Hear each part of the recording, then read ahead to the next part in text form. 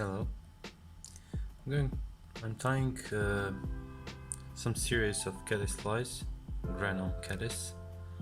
So it's a very simple fly, and in the middle of tying I just decided that I may want to record a video. So excuse me for not tying the fly from the beginning. I'll start with the pre-prepared bodies, like this. And for the tying thread here, I'm using something that I've just fallen in love with. It's Nano Silk by Semperfli 18-0. It's very thin and very strong, which for CDC is quite important. Hook size is 14, and it's barbless because I like to use barbless hooks for my trout fishing or grading. At the beginning, I'll explain something just before I start explaining everything else. So you can use this thread, but because it's too thick, you don't need many turns. So you should start somewhere around here, work in touching turns until the end, and then go back, and just like 2 turns before the same spot where you began, you just do your 2-turn whip finish and then do the varnish. So that's how you'll get consistency in making those green parts of the body. Now let's begin tying the fly. For this one, I'll start with my thread just at the spot where I want my body to end. Like this. I'm using hare's ear dyed brown or olive, but it looks brown. So I'm just going to pinch out a few of these hairs. I'm gonna rub them through my fingers, get like cloudy, say like a cloud, very soft, very gentle, and just I'm going to dab it on my thread. Always use, when you dab, always turn everything in the same direction. So because these hairs are not so thick, you can just press them against the thread and spin like once or twice. It should be plenty. This is more or less probably enough for the body part. Now, because this thread is very strong, I can pull more pressure and make everything even more secure. I will need more hairs here, but try to dab it softly. Don't do the really tight dubbing because you want to brush it out, so it doesn't have to be very nice, and you can do like make a few layers of it. This is it. Before you proceed to your wings, just brush out those hairs like this, and you can go left, right, and you will indicate that you have some lags here. It's pretty much obvious with caddis flies that their legs are going like backwards a bit. Now the most important part is to prepare good wings. I was talking previously about some CDC feathers.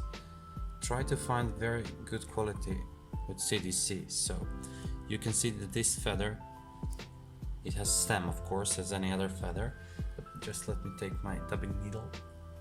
I lost it somewhere in the mess on my table, but never mind.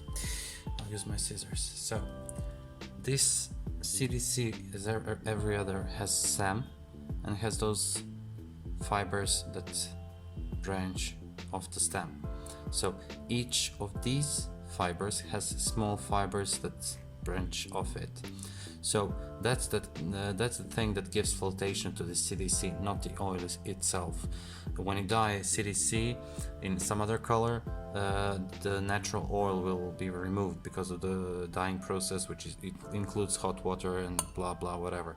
So the structure of the feather is what makes your fly floats well.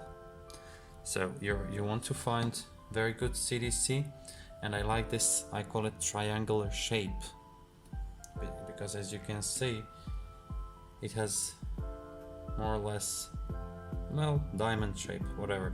But when you push those fibers back, they all of these fibers here are aligned more or less.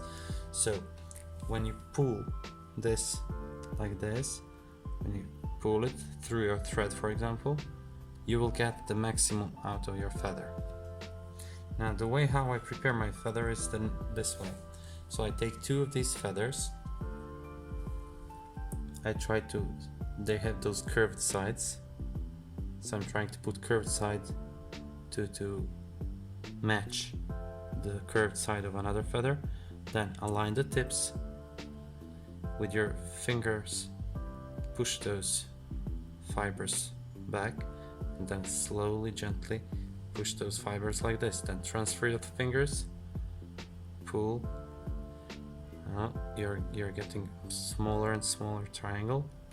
And now when you get to this part, now measure, and when you're satisfied with your wings, just stop there, pull these fibers a bit up, pull them.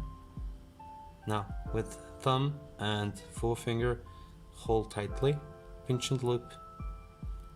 1, 2. Now it's the time to press very tightly.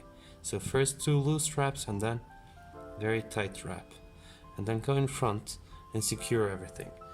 Now this is the moment where you should check that all the CDC is above the hook shank or just on the side of the hook shank. If you're satisfied with that, cut the excess.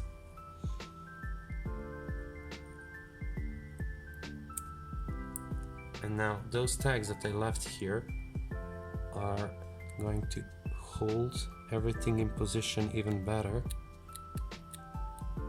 Okay, now pull this up, correct if anything is needed to be corrected, and that's it. Now, same material again for legs. So when you prepare that piece of dubbing, just mix it a bit. You don't have to be very precise again.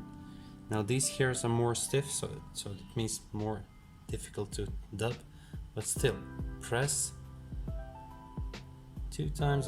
This is more than enough. I can spread this a bit. So I want it to be like this, scruffy, not neat at all, because when I start tying my thorax, you will see I'm getting very nice buggy effect here. So form your head, do it with finish, brush your fly out again, and that's it.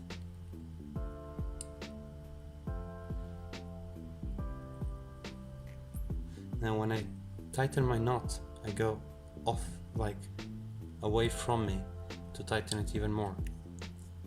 Sorry, I'm struggling because my phone is just in front of me, between me and the fly. So this is it.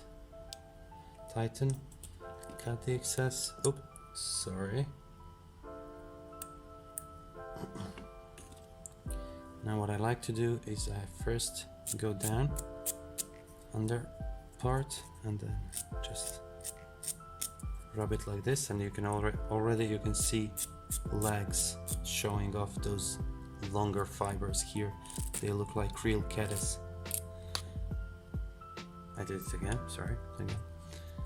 Now what I like to do is I like to give it a bit of shape, aerodynamic shape.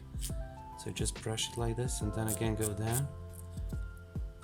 And when you finish with your fly, it should look like this. When you look from the front view, you will see that this is low laying fly, because it will lay with the body on the water. And as I previously mentioned, like from the bottom, it looks like a real caddis fly.